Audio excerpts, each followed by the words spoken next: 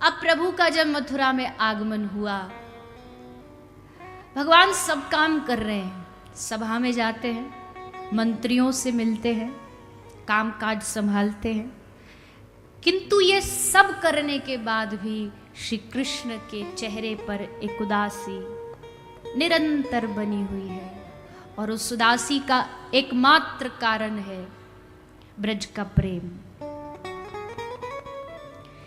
इस मथुरा में कोई कमी नहीं है, दास दासियां वैभव कहो तो वस्तु हाजिर हो जाती है।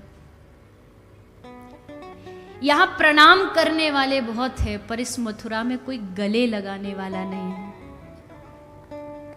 एक दिन माता देवकी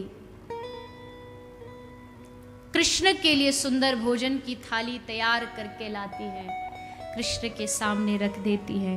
कृष्ण भोजन करने ही वाले थे, जैसे दृष्टि थाली पर गई, आंखें भर गई, नेत्र आंसुओं से भर गए और थाली छोड़ करके श्री कृष्ण उठ करके भागे कि कोई मेरे आंखों के आंसुओं को देख न पाए। किंतु माता देवकी ने देख लिया कि कृष्ण रो रहा है। ऐसा कौन सा कष्ट है इसको? हे उद्धव, तू तो कृष्ण का मित्र है ना, परम सखा है। सुना है व्यक्ति अपने हृदय की बात अपने मित्र को बता देता है। हे उद्धव, तू पूछ कृष्ण से, क्यों परेशान है, क्या कमी है? मैं उस कमी को पूरा करूंगी। मैं कृष्ण को सुखी देखना चाहती हूं। उद्धव महल की छत पर गए और जाकर के देखा तो श्री कृष्ण की दृष्टि वृंदावन की ओर है, और उस वृंदावन की ओर देखते देखते श्री कृष्ण की आंखों से झरझर अश्रु बह रहे हैं। हा राधा, हा राधा, मैया, बाबा, वो पूरा दृश्य आंखों के सामने घूम रहा है। उद्धव ने जाके प्रणाम किया। चौंक गए श्री कृष्ण, कोई आया है। उद्धव, तुम यहां कैसे? हे कृष्ण, क्या आपको अच्छा लगता है अपनी माता देवकी का दिल दुखाना? कितने प्रेम से भोजन बनाया था माता देवकी ने, आप थाली छोड़कर आ गए, क्यों?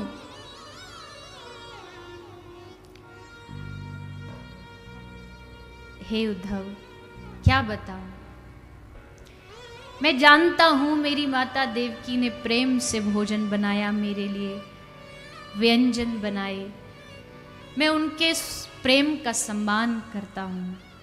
पर उद्धव, उस थाली में एक कटोरी में माखन रखा था, और बस माखन देखते ही मुझे अपनी ब्रज की सारी स्मृति आ गई। मैं कैसे एक कटोरी माखन के लिए भागता था। मेरी माँ यशोदा लाखों नौकर चाकर होने के बाद भी प्रातःकाल उठ जाती, उसे पूरी रात नींद नहीं आती थी। इस सुबह कन्हैया उठते ही माखन मांगेगा। क्या बताऊं? उस माखन को देखते ही ब्रज की याद आ गई। अरे कृष्ण, आप ब्रज को भूल क्यों नहीं जाते? क्या है ऐसा ब्रज में जो आप उसी को याद करते रहते हैं? मथुरा में कोई कमी है आपके लिए? हाँ, कोई कमी नहीं है। पर उद्धव, मैं तुझे कैसे समझाऊं? ये प्रेम का पाठ कैसे तुझे बताऊं कि उधो मोहे ब्रज बिसरत नहीं।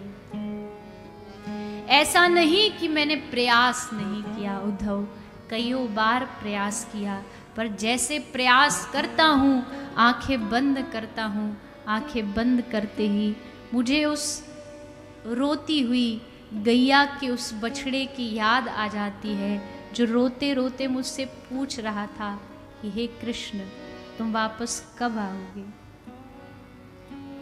क्यों जा रहे हो? हे कृष्ण, तुम्हारे बिना हमारा जीवन निष्प्राण है। कैसे श्वास लेंगे हम ब्रजवासी, कैसे जिएंगे हम ब्रजवासी। मैं कैसे भुला दूं उस प्रेम को उद्धव। एक रात, एक समय का भोजन ना करूं तो मैया पूरी रात जागती थी, सारे ब्रज के वैदों को बुला लेती थी। मेरे कन्हैया को कुछ हो गया, मेरे लाला को कुछ हो गया, कैसे भुलाऊं। उद्धव, हर श्वास के साथ ब्रज की याद आती है, किंतु ये मजबूरियां, ये कर्तव्य, इन्होंने मुझे पकड़ रखा है, जकड़ रखा है। चाह करके भी जा नहीं सकता उद्धव। बहुत इच्छा करती है सब छोड़ दूं, पर नहीं जा सकता। उद्धव, तुम मेरा एक काम करोगे? हाँ हाँ कृष्ण, कहिए ना, क्या सेवा बताइए। उद्धव, तू ब्रज चला जा।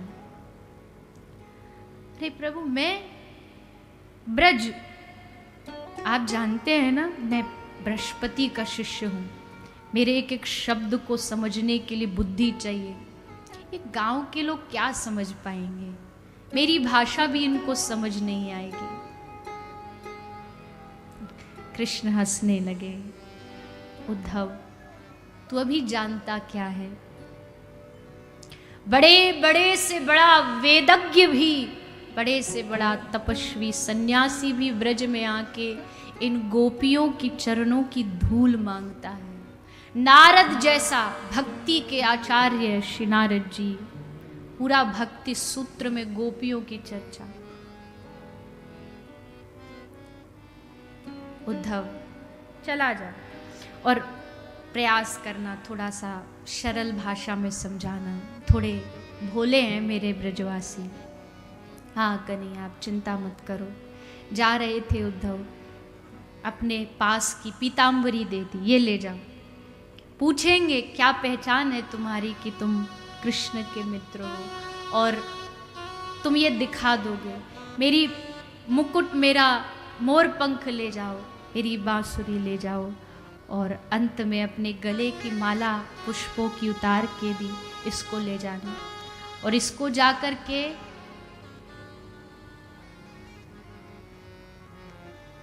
राधा को सुंघा देना, क्योंकि वो बावरी है। वो यमुना के किसी घाट पर मूर्छित पड़ी होगी, उसको होश में लाना आसान नहीं है। जब मेरी सुगंधी उसके नासिकाग्र से जाएगी, तब वो समझेगी कि कृष्ण आ गया। इस माला को राधा को दे देना। श्री उद्धव जी चल पड़े कृष्ण के रथ को लेकर के ब्रज की ओर, वृंदावन की ओर प्रवेश कर रहे हैं ब्रज में। लेकिन ये क्या, यहाँ तो मैंने सुना था कि ब्रज में बड़ा उत्साह है, लोग नाचते हैं, गाते हैं। यहाँ तो सब कुछ वीरान है, और वीरान हो भी क्यों ना, हम सबका प्राण जो चला गया। बड़ा प्यारा प्रसंग है, अगर इसमें प्रवेश करें। यशोदा मैया से मिले हैं, वो बस बैठी बैठी तकिए को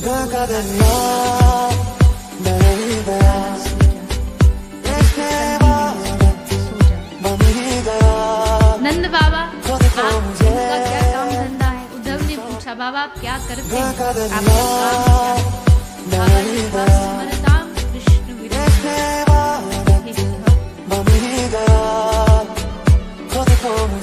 मैं कृष्ण को याद करता हूँ, बस यही मेरा काम है।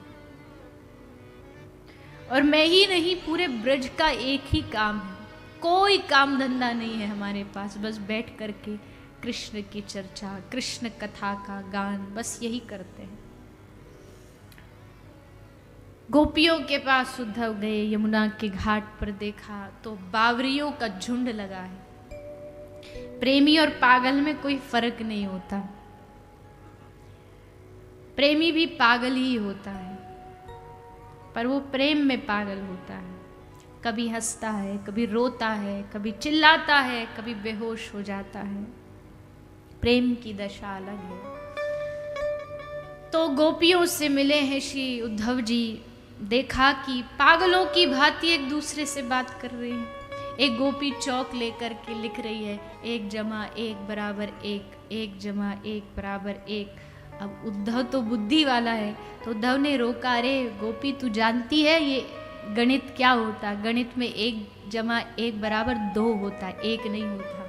तो गोपी हंस के कहती, उद्धव तेरे गणित में 1 जमा 1 बराबर 2 होता होगा, हमारे गणित में तो 1 जमा 1 बराबर 1 ही होता है। क्यों?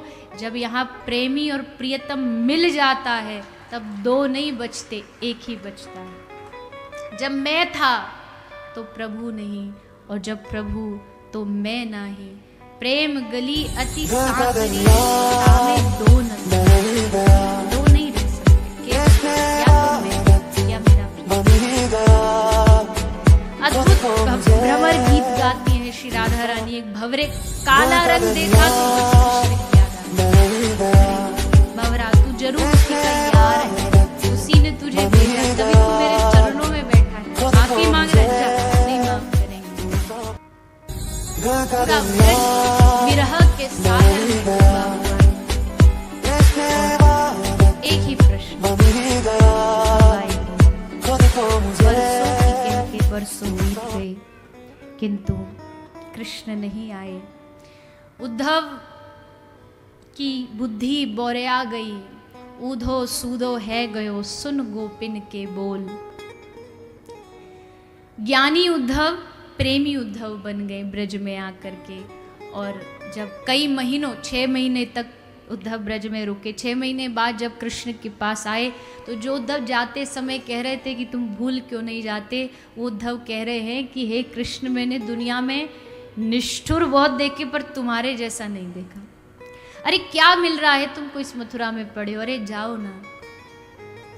वो खाते तुम्हारे लिए हैं, वो सोते तुम्हारे लिए हैं। मैया जिंदा इसलिए कि किसी दिन कन्हैया आ गया और माखन मांगा तो। तब कृष्ण ने कहा, हे उद्धव, ये जो तूने देखा ये सब मेरी बाह्य लीला है, अब तू जो आंतरिक लीला है वो देख। आंख बंद किया तो देखा जहां मैया सुला रही थी तकिए को, वहां तकिया नहीं था, वहां सचमुच कृष्ण सोया था। यमुना के घाट पर जो गोपियां बैठी बैठी लिख रही थी, नाच रही थी, वहां सचमुच कृष्ण खड़े थे। कहा, उद्धव, मैं दुनिया छोड़ सकता हूं लेकिन मैं अपने ब्रज को नहीं छोड़ सकता। पाषाण पर खड़े होकर के कृष्ण ने नंद बाबा की सौगंध खाई है कि मैं ब्रजवासियों को नहीं भूलूंगा। कैसे भूल सकते हैं? और वो द्वापर नहीं, कली काल में भी ब्रज में आज भी कृष्ण विराजमान है, छोड़ ही नहीं सकते। नित्य लीला आज भी होती है। जो महापुरुष वहाँ विराजते हैं, संत, वो चिंतन में उन सब लीलाओं का दर्शन करते हैं।